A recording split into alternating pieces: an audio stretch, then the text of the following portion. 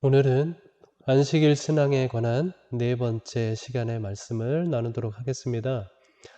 오늘 제목은 안식일은 우리가 하나님을 소망하도록 도와줍니다 라고 하는 제목으로 말씀을 드리겠습니다. 오늘이 양주중앙교회에서 보내는 마지막 안식일이네요. 1년이라고 하는 시간이 참 짧고 빠르다는 생각을 합니다. 짧을 줄 모르고 허송하며 보낸 시간들이 생각이 많이 나서 너무 죄송하고 부끄럽습니다. 다만 새로 오시는 목사님과 우리 성도님들께서 함께 협력해서 진짜 신나는 성도의 삶을 살아가게 될 것이라고 믿어지니까 감사한 마음도 듭니다. 1년간 베풀어 주신 우리 성도님들의 사랑을 깊이 마음에 새기고 여러분을 위해 기도하면서 목회하도록 하겠습니다. 제가 병원 원목을 하시는 한 목사님의 이야기를 듣게 됐는데요. 오래전에 28살의 한 청년을 만나게 되었답니다. 결국 암으로 인해서 고통을 견디다 못해 몰핀을 맞으면서 병상 생활을 하다가 나중에는 뼈만 앙상하게 남은 채 중환자실에서 눈을 감았는데 그 모습을 지금도 잊을 수가 없다는 거예요. 가족들은 그 형제에게 암이라고 하는 것을 숨겼습니다. 가슴에 있는 혹을 떼냈다고 거짓말을 하고 이제 아물면 퇴원한다는 말로 3개월을 속이고 지냈습니다. 그런데 이 목사님은 그 사실을 알잖아요. 그래서 거의 매일같이 그를 방문했습니다. 목사님이 예수님 얘기를 하면 이 잘생기고 똑똑한 그 청년은 도무지 마음문을 열지 않는 거예요. 목사님, 이제 퇴원하면 제가 해야 할 일이 너무 많아요. 그러니 조금 더 지나고 나서 예수 믿는 것에 대해서 고려해 볼게요. 의사의 말로는 혹을 떼냈으니까 한 달만 지나면 퇴원할 수 있대요. 목사님은 이 청년이 3개월이 지나면 죽을 것을 알고 그 삶의 끝자락에서라도 예수님의 옷자락을 붙잡는 마음으로 예수님께 희망을 걸어주길 바랬는데 이 청년 어디에 희망을 거는 거예요? 자신의 젊음에 희망을 걸고 있는 거죠. 얼마나 마음이 아팠는지 모릅니다. 그리고 나서 3개월이 지났어요. 의식을 잃고 진통제를 맞다가 28살 꽃다운 나이에 꽃도 피우지 못하고 죽었습니다. 제가 듣는 저도 참 안타까웠습니다. 그러고 보면 우리 인생이 모두 이 청년과 같다는 생각을 하게 됩니다. 우리가 희망을 품고 사는 것이 얼마나 유효할까 생각하면 답답해지죠.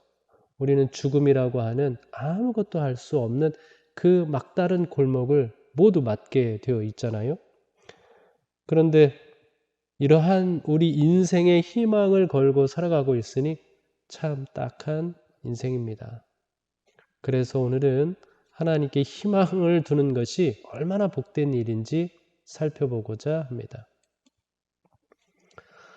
히브리서 4장 4절로 9절 11절에 있는 말씀을 읽겠습니다.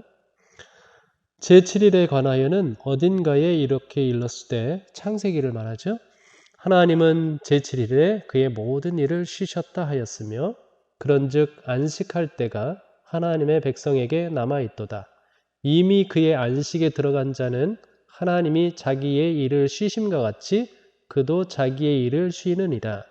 그러므로 우리가 저 안식에 들어가기를 힘쓸지니 이는 누구든지 저 순종하지 아니하는 본에 빠지지 않게 하려 함이라.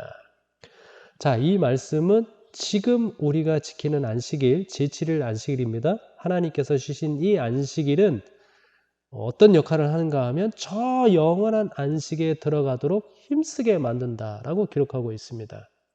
지금 하나님과 같이 누리는 이 안식이 너무 행복해서 그분과 영원히 누리게 될 안식에 들어가도록 이 땅에서 순종하면서 살게 만든다고 하는 것이죠. 그러나 이것만이 아닙니다. 히브리서 4장의 결론은 이렇게 마무리 짓고 있습니다. 14절 그러므로 우리에게 큰 대제사장이 계시니 승천하시니 곧 하나님의 아들 예수시라. 우리가 믿는 도리를 굳게 잡을지어다. 우리에게 있는 대제사장은 우리의 연약함을 동정하지 못하실 이가 아니요 모든 일에 우리와 똑같이 시험을 받으신 이로되 죄는 없으시니라. 그러므로 우리는 긍휼하심을 받고 때를 따라 돕는 은혜를 얻기 위하여 은혜의 보좌 앞에 담대히 나아갈 것이니라.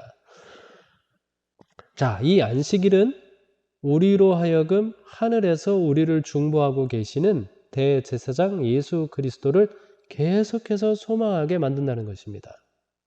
우리의 연약함을 동정하시고 우리는 시도 때도 없이 하나님의 도움이 필요한데 이러한 우리들의 사정을 가지고 우리와 함께 하나님의 보좌 앞으로 나아가고 계시는 분이 바로 우리 주님이라고 말씀하고 있는 거죠. 그래서 이 안식일은 우리로 하여금 예수 그리스도를 또 하나님을 소망하게 합니다.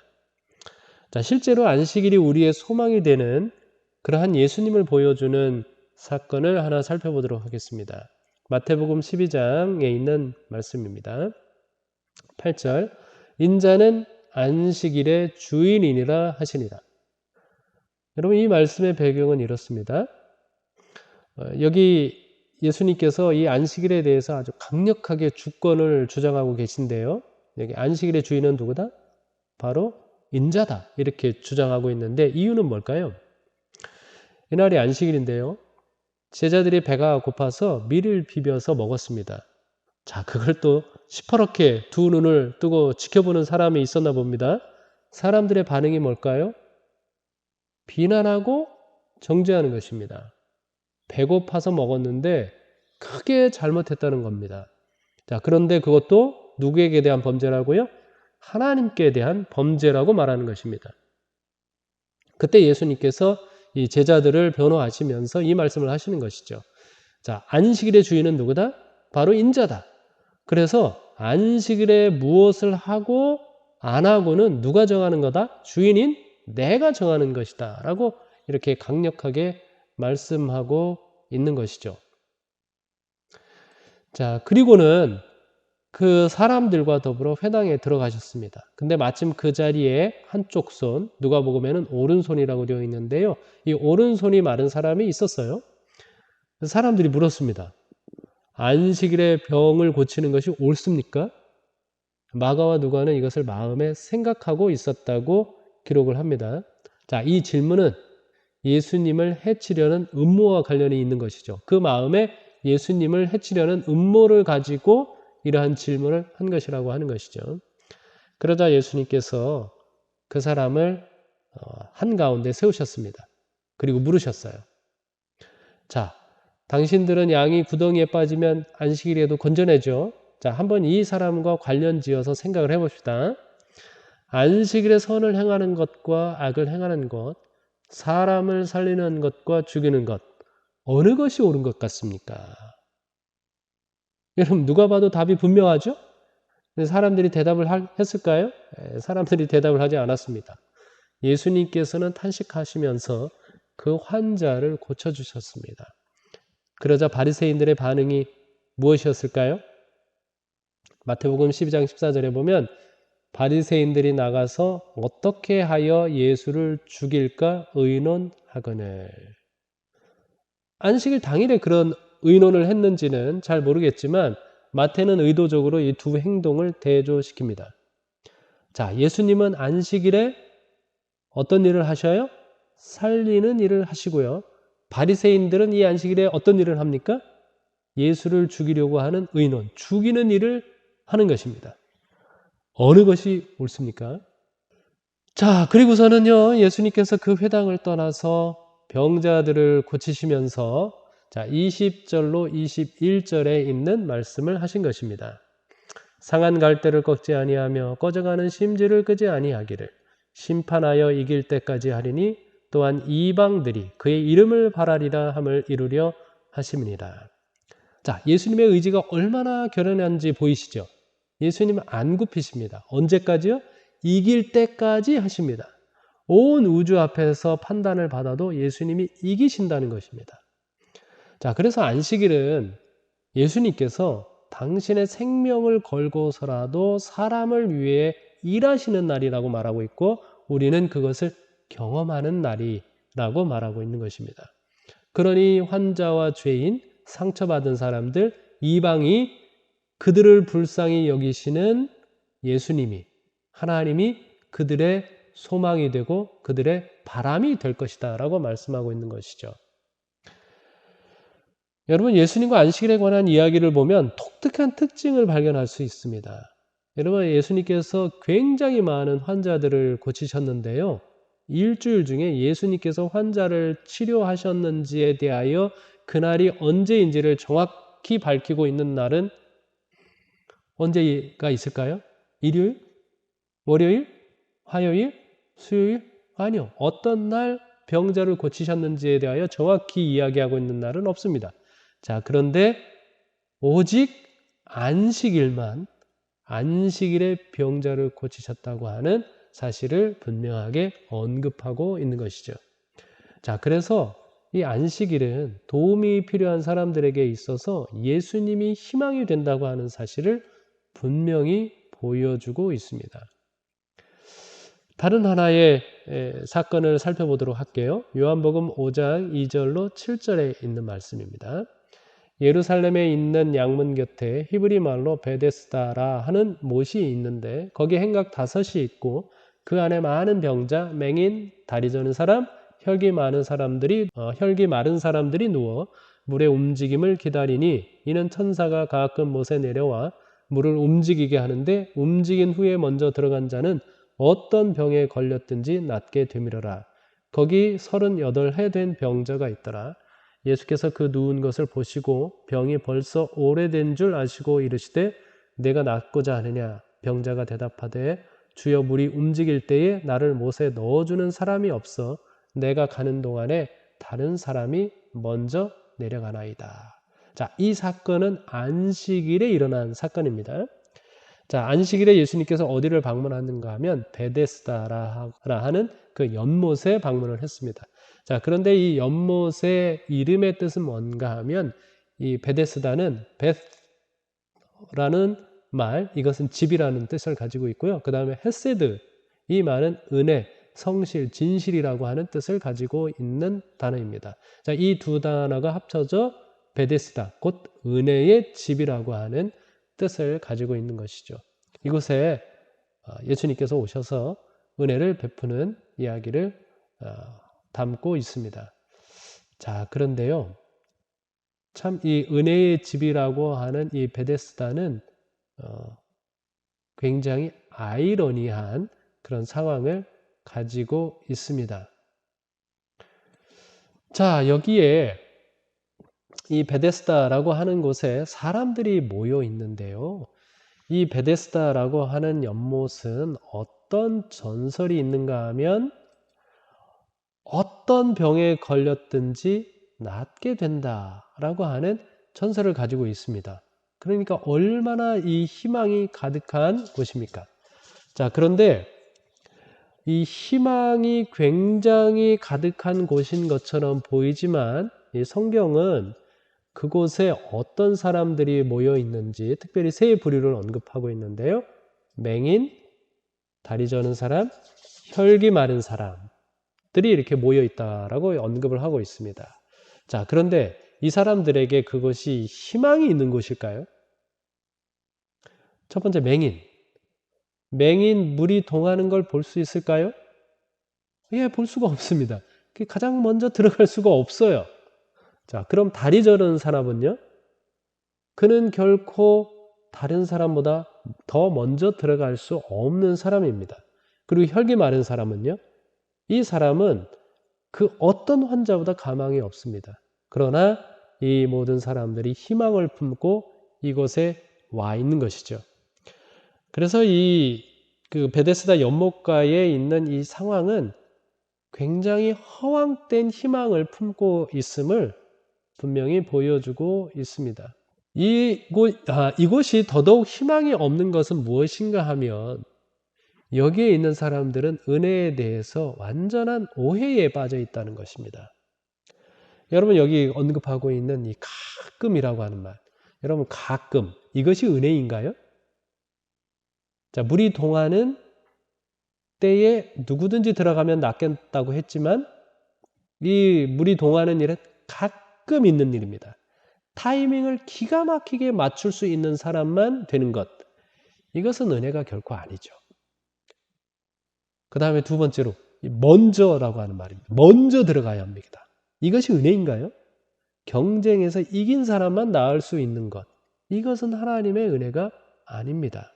아까 언급했던 이 세 부류의 사람들, 맹인, 그 다음에 다리 저는 사람, 그 다음에 혈기 많은 사람.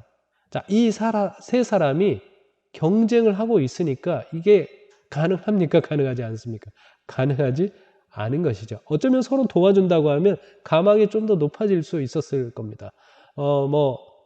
맹인은 눈은 보이지 않지만 사지육신은 멀쩡하고, 다리 저는 사람은 눈은 멀쩡하니까 다리 저는 사람이 보자마자 맹인이 냅다 혈기 마른 사람, 중풍병자, 꼼짝도 못하는 사람을 그 못 속에 집어 던지면 나을 수 있겠죠.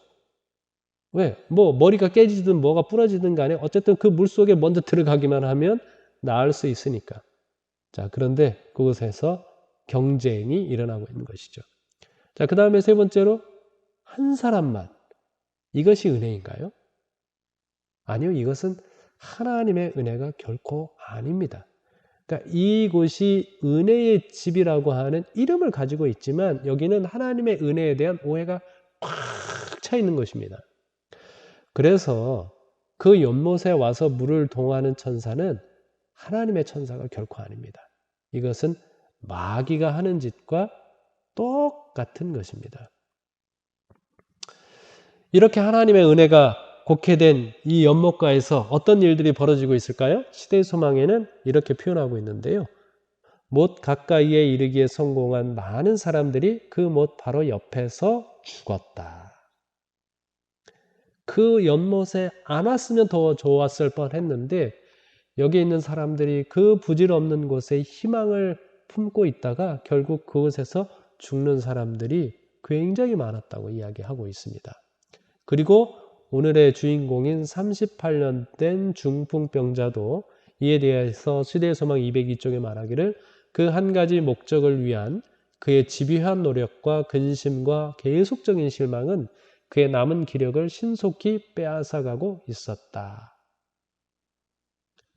이 사람도 이곳에 오지 않았더라면 좋았을 것을 오히려 이곳에 와가지고 희망을 품었다가 또 절망하고 또 희망을 품었다가 또 절망을 하면서 이 사람의 남은 기력마저도 계속해서 쇠해지고 있다고 기록을 하고 있습니다.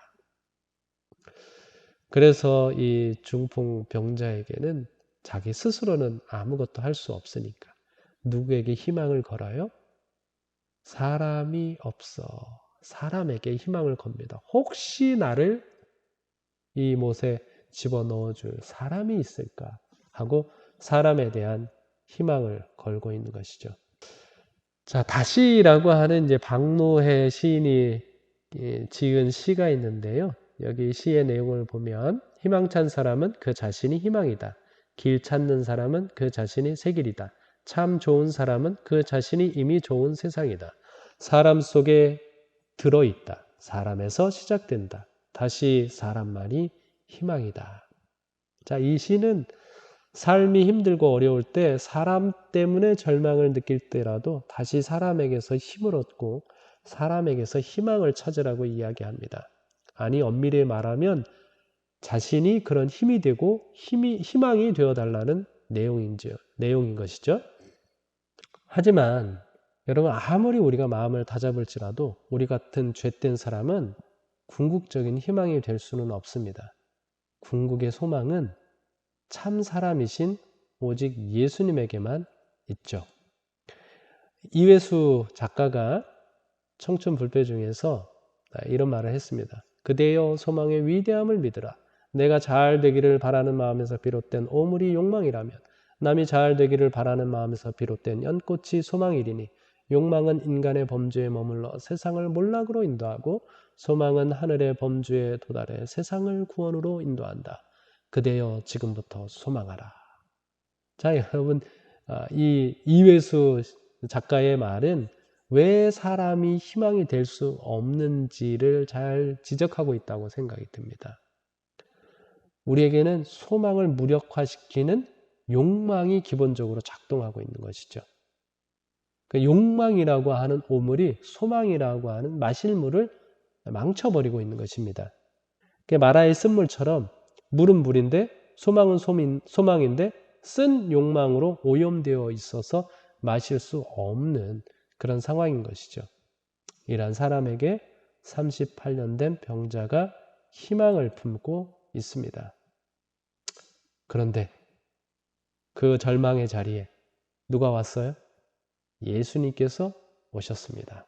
6절에 보시면 그 병자가 누운 것을 보시고 그 병이 오래된 줄 아시고 라고 말씀하고 있죠. 여러분, 저는 이 표현을 정말 좋아합니다. 예수님이 보신다고 하는 것은 그냥 스쳐 지나가듯이 보시는 것이 아닙니다. 그분은 우리의 중심을 보셔요. 우리의 필요가 무엇인지 보셔요. 말로 하지 않아도 그 깊은 속에서 나에게 있는 그런 갈망을 예수님께서 보십니다. 그리고 예수님께서 그 아픔이 무엇인지에 대해서 알고 계시는 것이죠. 시대의 소망 201쪽, 202쪽에 보면 예수께서는 이러한 치료의 행위가 유대인들의 편견을 자극시켜서 당신의 사업의 수명을 짧게 단축시킬 것을 아셨다. 그러나 구주께서는 한 사람의 가장 처참한 형편을 보았다. 예수님께서 무엇도 아셨는가 하면 이 환자를 고치면 자신의 수명이 짧게 단축될 것도 아셨습니다. 그러나 예수님은 이 환자의 처참한 형편에서 눈을 돌릴 수가 없으셨어요. 그를 보신 것입니다. 정로의 계단에 아주 감동적인 말씀이 있는데요. 소개해 드리겠습니다. 다소라도 우리의 평강에 관계되는 일은 그것이 아무리 사소할지라도 그가 주목하지 않으시는 것은 없다. 우리의 경험 중에 어떠한 사건이 너무나 흉악하다고 하여 그것을 보시지 않으시는 것이 없고 아무리 복잡한 문제라도 그가 풀기에 너무 어려운 것도 없다.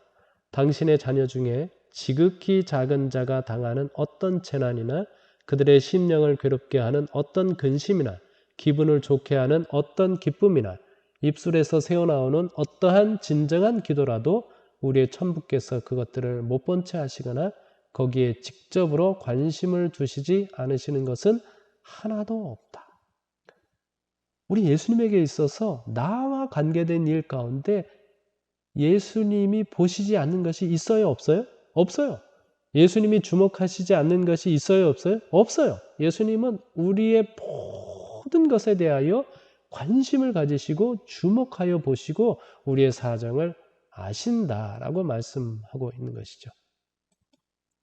그런 예수님께서 드디어 입을 열어서 이 병자에게 말씀하십니다. 내가 낫고자 하느냐. 그런데 이렇게 물으신 이유가 뭘까요? 자, 여러분이 병자라면 예수님께서 그렇게 물으시면 뭐라고 대답을 할 것 같습니까?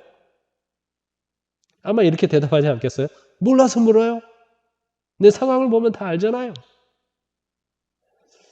그런데 예수님께서 굳이 그렇게 물으셨습니다.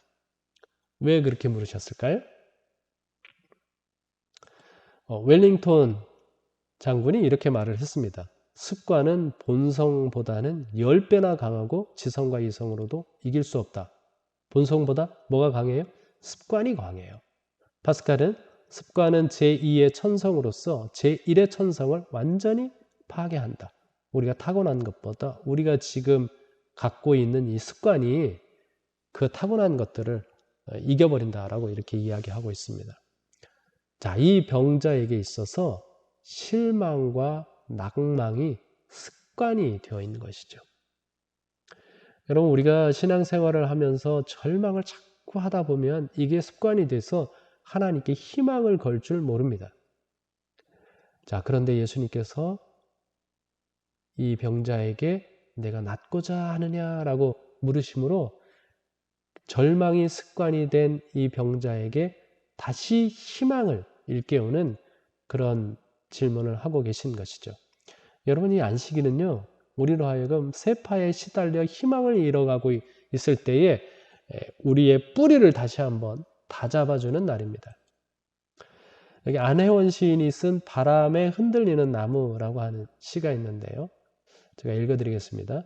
그저 까닭 없이 흔들리랴. 삶의 순간을 붙잡은 까닭이다. 내가 흔들리는 것이 아니라 삶이 내게서 벗어나려는 몸짓이다. 하늘 아래 오독하니 서 있는 것이 아름다움일까?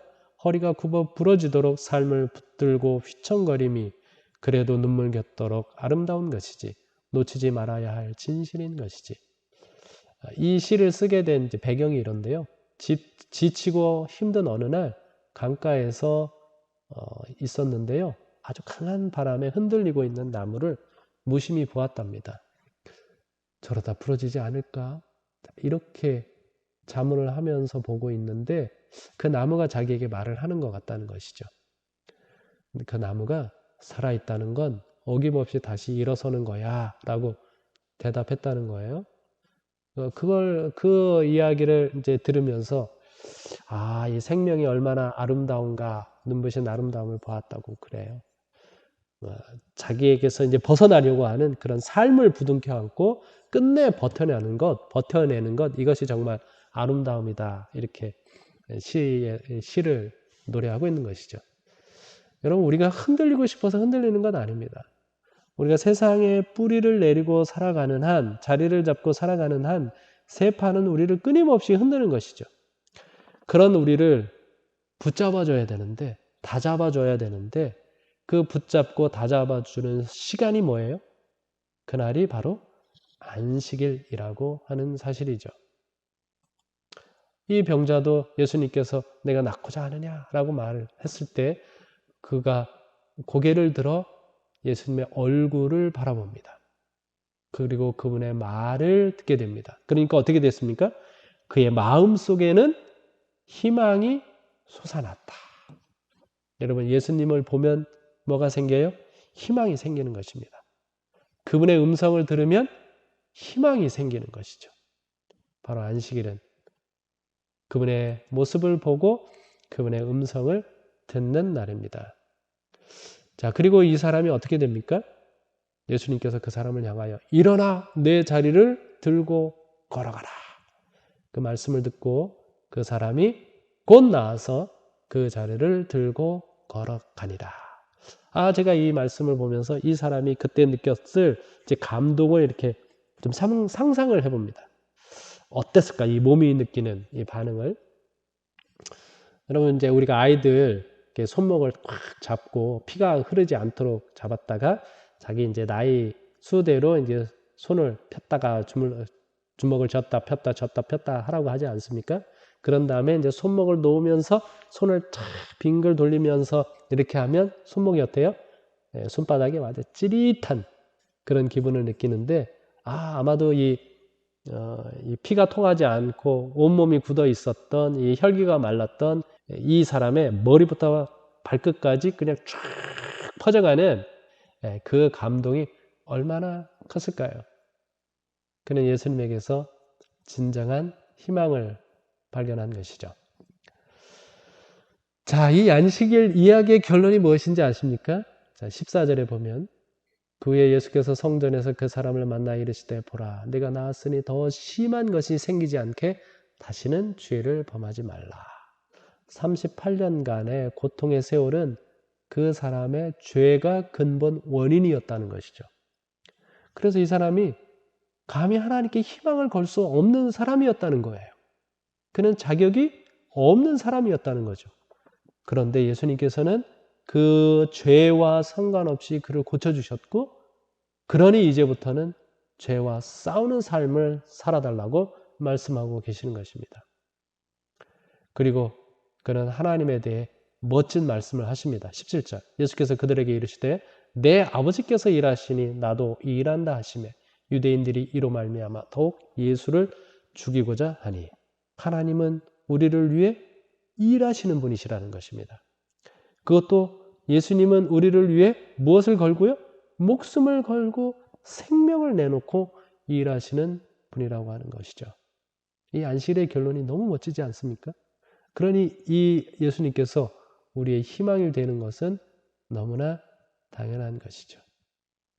우리와 같은 죄인을 위해서 예수님은 얼마든지 일하시는 분이신 것입니다. 제가 재림연수원에서 말씀을 묵상하면서 그때 예수님께서 나와 같은 사람을 위하여 이렇게 희생하시는 것이 얼마나 감사한가 생각하면서 지은 시입니다. 이런 아들인데 죄인 아들은 송곳 가시관을 아주 조심스럽게 만든다. 그리고 아버지 머리에 난폭하게 씌우고 막대기로 그 가시관을 툭툭 치며 임금님 안녕하세요 라며 놀린다.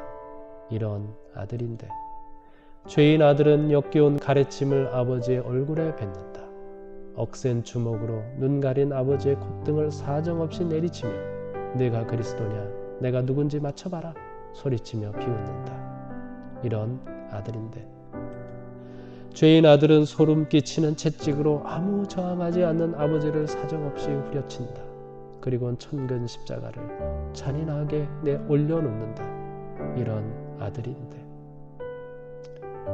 죄인 아들은 탈진한 아버지를 십자가에 눕힌다. 그리고 녹슨 대못으로 온 힘을 다해 두 손과 두 발에 못질을 해댄다. 이런 아들인데 죄인 아들은 주의성 없이 십자가를 구덩이에 쿵 하고 내려놓는다. 아버지의 손과 발이 그 순간 찢어졌건만 아들은 무겁다고 불평만 해댄다. 이런 아들인데 죄인 아들은 아버지가 입고 있는 속옷마저 탐이 난다. 마지막 수치심을 가려주는 그 옷마저 제비 뽑아 차지하고는 좋단다. 이런 아들인데 죄인 아들은 아버지의 죽음이 마냥 통쾌하다. 죄인 아들은 아버지를 버렸다. 아니 인정한 적 없었다. 이런 아들인데 엘리 엘리 라마 사박다니 나의 하나님 어찌하여 나를 버리셨나이까. 이런 아들인데도 아버지는 아들을 버릴 수 없었다. 자신이 영원히 버림받을지언정 아들의 구원은 절대 포기할 수 없으셨다. 여러분 예수님 십자가 주변에 있는 그 폭도들과 무죄하신 예수님이 계신데 하나님께서 누구를 포기해야 맞을까요? 폭도들을 포기하는 게 맞을까요? 예수님을 포기하는 게 맞을까요? 그런데 하나님께서 누구를 포기하셨어요? 예수님을 버리셨습니다. 이유가 무엇입니까? 그 폭도와 같은 우리들을 구원하기 위하여 그렇게 하신 것이죠. 여러분 십자가는 말합니다. 너희들이 나를 어떻게 취급하든 내 사랑은 변하지 않는다. 너희를 구할 수만 있다면 내 목숨을 버려서라도 너희를 구할 수만 있다면 나는 결코 너희 중에 한 사람도 포기하지 않을 거야. 이런 하나님이시기에 이런 예수님이시기에 세상의 그 누구도 인생의 가장 밑바닥에 있는 사람도 하나님이 소망이 될 수 있는 것입니다. 여러분 말씀을 마무리하면서요. 이 베데스다의 영어 스펠링은 참으로 흥미롭습니다. 풀었으면 BTHESDA입니다. 진정한 재림교회가 되라 라고 하는 뜻을 가지고 있죠. 진짜 재림교회가 은혜의 집입니다.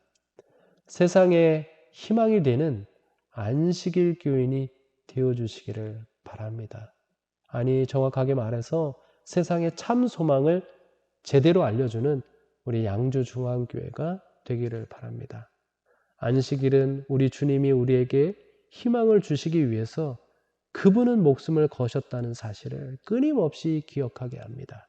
목숨을 걸고서라도 우리를 위해서 일하시는 분이라고 하는 사실을 이 안식일이 우리에게 끊임없이 알려주고 있습니다. 우리가 안식일에 교회에 왔습니다. 어떤 경우에는 희망을 잃고 풀이 죽어서 왔습니다. 자, 그럴 때 교회가 서로에게 진짜 하나님의 은혜를 나눌 수 있으면 얼마나 좋을까요? 우리 각자가 다른 사람들을 살피고 호의를 베풀면 얼마나 좋을까요? 그리고 그래서 이 교회가 이 지역사회에 희망이 될 수 있다면 얼마나 좋을까요? 여러분 사실 우리 재림교회가 아니면 세상에 진정한 희망을 알려줄 수 있는 사람들이 없다는 생각을 합니다. 우리가 희망의 등불을 더 높이 들어야 합니다. 우리가 더 분명하게 예수님을 보여주어야 합니다. 그분의 음성이 명징하게 들릴 수 있도록 이 세상에 그런 교회의 모습이 되어야 합니다. 계시록 18장에 힘센 천사가 그 사역을 시작한다면 우리 양주 중앙교회에서부터 그 사역을 시작할 수 있도록 여러분들께서 해 주시겠습니까? 이것이 정말 하나님이 원하시는 진짜 재림교회, 우리 양주 중앙교회가 되기를 바라면서 말씀을 마치겠습니다.